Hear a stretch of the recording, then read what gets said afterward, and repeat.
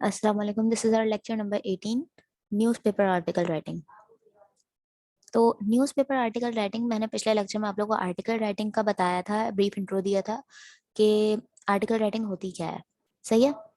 अच्छा, अब newspaper article writing की अगर हम बात करें तो सबसे पहले जो चीज़ें आपको पता होनी चाहिए, आपने कॉपी राइटिंग सीख ली, ब्लॉग राइटिंग सीख ली, तो इससे थोड़ा बहुत आपको आइडिया हो गया होगा। ठीक है। न्यूज़पेपर के आर्टिकल्स आप लोगों ने पढ़े होंगे, जो कॉलम्स आते हैं तो वो छोटे होते हैं, ठीक है, लंबे नहीं होते ज्यादा। डॉन में देख लें, क्योंकि काफी एक ही पेज पे काफी लोगों के आर्टिकल पब्लिश हुए हुए होते हैं। सही है। आप लोगों को ज्यादा डिटेल, मतलब डिटेल प्रोवाइड करनी है, लेकिन ज्यादा बड़ा नहीं लिखना उसको। सही है।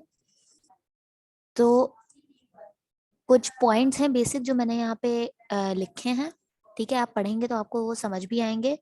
और अगर कोई क्वेश्चन हो तो वो आप ग्रुप में कीजिएगा। ठीक है। फिर उसके बाद हम इसकी कोई एक एक्टिविटी भी करेंगे, तो वो मैं ग्रुप में बता दूंगी। अच्छा, it includes fact.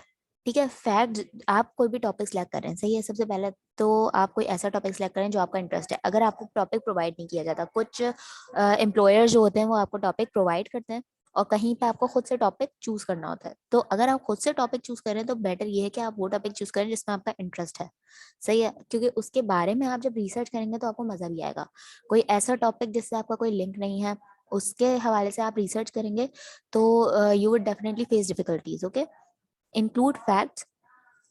You can do this by answering 5 questions, 5 W's. ठीक है।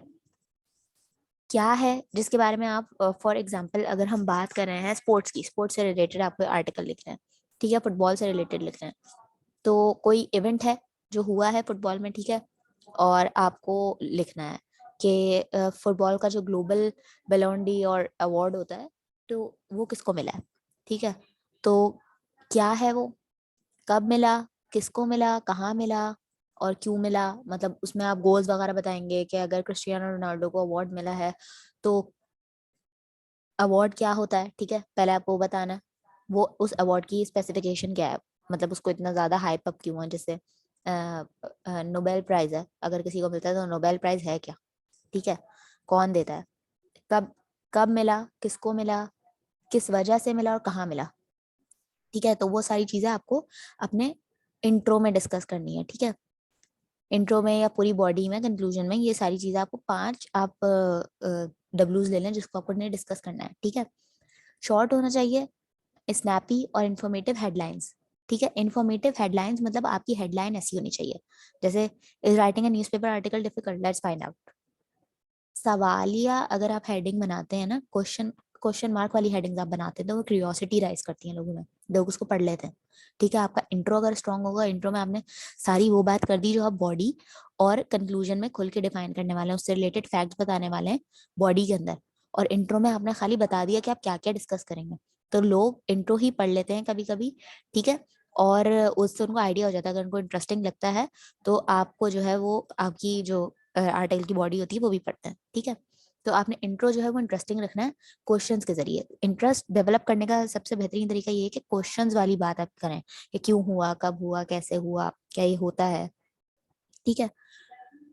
Provide a summary at the starting explaining what happened but not giving everything away. Summary में, शुरू की समरी में आपको सब कुछ नहीं बताना है।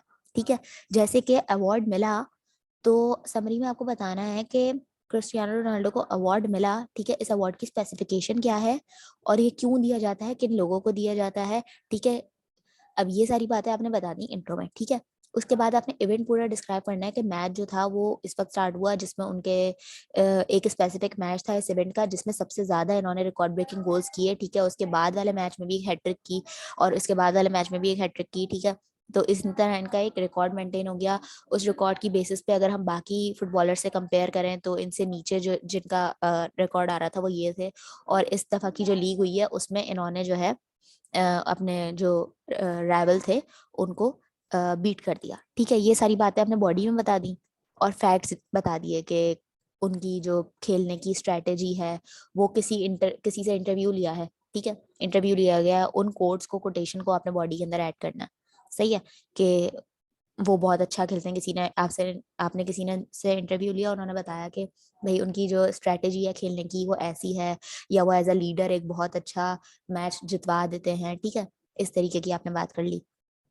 तो कोटेशंस और फैक्ट्स आपने बॉडी के अंदर डालने होते हैं, ठीक है, या कोई एक ऐसा इंटरेस्टिंग फैक्ट उठाना होता है जिससे आप अपनी स्टार्टिंग ले सकें। फैक्ट और कोट्स मतलब वो जो आपने किसी बुक से लिए हो, किसी ऑथेंटिक सोर्स से लिए हो, ठीक है। ये लोगों के ओपिनियन बता रहे होते हैं इवेंट के बारे में जो हुआ है, और वो ओपिनियन किसी अगर अच्छे और स्ट्रॉन्ग सोर्स के हों तो लोग जो है उसको ज्यादा रीड करते हैं। You could also include a picture with caption too, अच्छा, इमेजिनेशन करवाना एक बहुत अच्छा आर्ट होता है कंटेंट राइटिंग में। तो अगर आप पिक्चर्स ऐड कर रहे हैं या तो पर्टिकुलर इवेंट की पिक्चर ही ऐड करें, आप नहीं कर सकते, वो पिक्चर आपके पास नहीं है, तो आप या तो इंटरनेट पे स्क्रॉल करें, कोई आपको अच्छी पिक्चर उससे रिलेटेड मिले तो आप वो लगा दें। अच्छा, फॉर्मल होनी चाहिए आपकी राइटिंग, मतलब अगेन ब्लॉग जिस तरीके से लिखना सिखाया कि आप अपना ओपिनियन दे रहे हैं लेकिन फॉर्मल वे में। जैसे ब्लॉग में तो हम कुछ भी लिख देते हैं, ठीक है, आर्टिकल में हम कुछ भी नहीं लिख सकते। हमें इस तरीके से बात करना होता है जैसे एक टीचर स्टूडेंट से क्लास में फॉर्मल होकर बात कर रहा होता है, अपने ओपिनियन बता रहा होता है लेकिन बहुत तमीज वाले अंदाज में, ठीक है।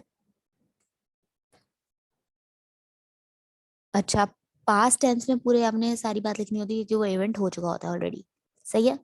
फिर उसके बाद जो है पांचवी चीज मुझे ये बतानी थी कि एक्टिव वॉइस यूज करनी है, पैसिव वॉइस बहुत कम यूज करें, ठीक है। अच्छा, ये जो मैंने यहाँ पे चार्ट इंक्लूड किया है ये बता रहा है कि आपने सबसे पहले क्या लिखना है। सबसे पहले द लीड, ठीक है, the lead the most important info, who what where when why how. Approximately 30 words का आपका पैराग्राफ होना चाहिए, ठीक है, जिसमें आपके क्वेश्चन और कोट्स होने चाहिए। कि किसी ने कोटेशन लिखी है कि इग्नोरेंस इज अ ब्लिस, सही है, इग्नोरेंस इज अ ब्लिस, आपने कोट लिख दिया, और इसका जिसने ये बात बोली थी पहली बार वो कौन है उसका नाम लिख दिया। आप क्यों है, ये किस इवेंट से रिलेटेड आप बात कर रहे हैं कि यहाँ यहाँ ये वाकया हुआ जहाँ पे लोगों ने जो है इस चीज को डिस्कवर किया, और इसको डिस्कवर करने के बाद उन्हें पता चला कि उन्होंने बहुत बुरी चीज डिस्कवर कर ली है। अगर वो इस पे काम ना करते तो अच्छा होता। जैसे आइंस्टाइन ने एटॉमिक बॉम्ब बना लिया था, न्यूक्लियर बॉम्ब बना लिया था, और उसके बाद उसने यही बोला था कि अगर मुझे ना पता होता तो बहुत अच्छा होता पूरी दुनिया के लिए, ठीक है।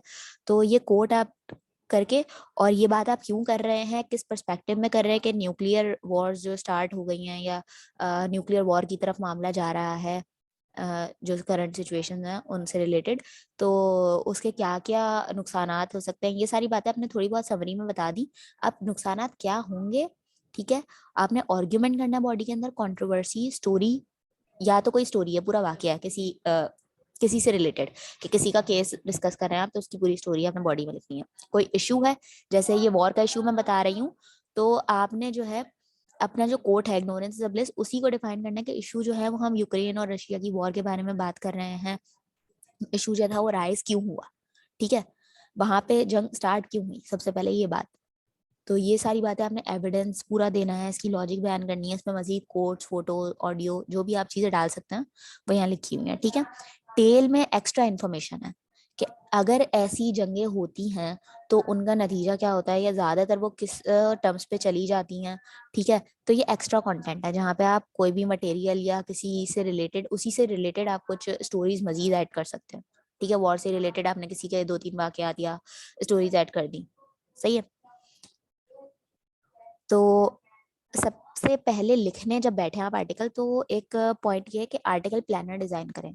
ये आर्टिकल प्लानर है, सही है, आपने एक कॉपी पे कर लें इसको, डिजाइन पेपर पे कर लें, या अगर आपको टाइपिंग आसान लगती है तो अपनी स्क्रीन पे कर लें।